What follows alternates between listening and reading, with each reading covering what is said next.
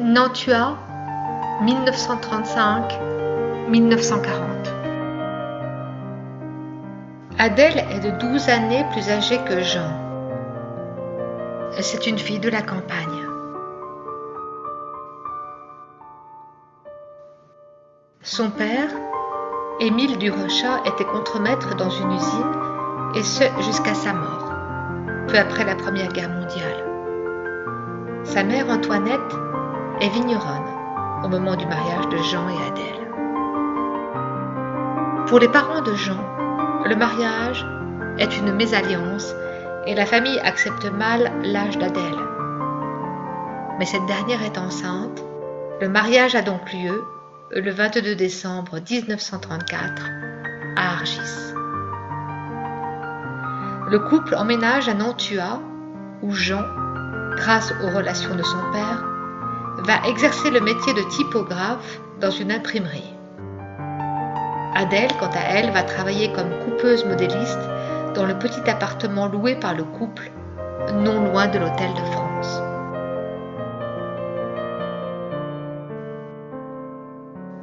Rachel Guy Grattalou naît le 4 juin 1935. Étrange prénom que celui de Rachel.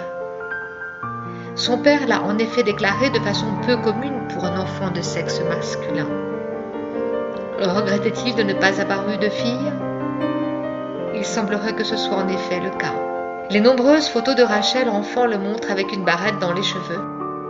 Son père sera le seul à le prénommer ainsi, et ce jusqu'à sa mort en 1953. Sa mère, quant à elle, l'appellera jusqu'à sa mort par son deuxième prénom, Guy.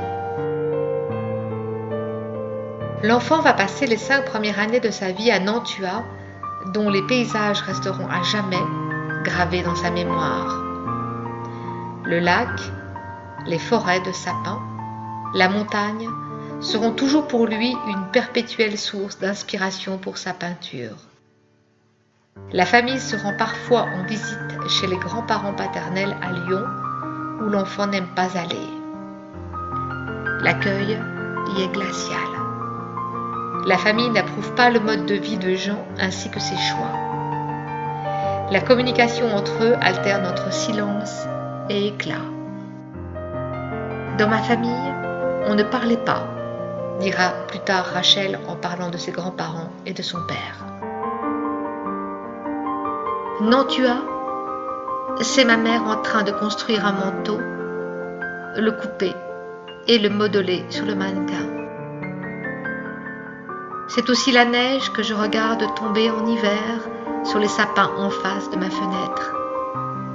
Et l'été, c'est le lac avec l'aventure d'un petit bateau en celluloïd appelé Normandie.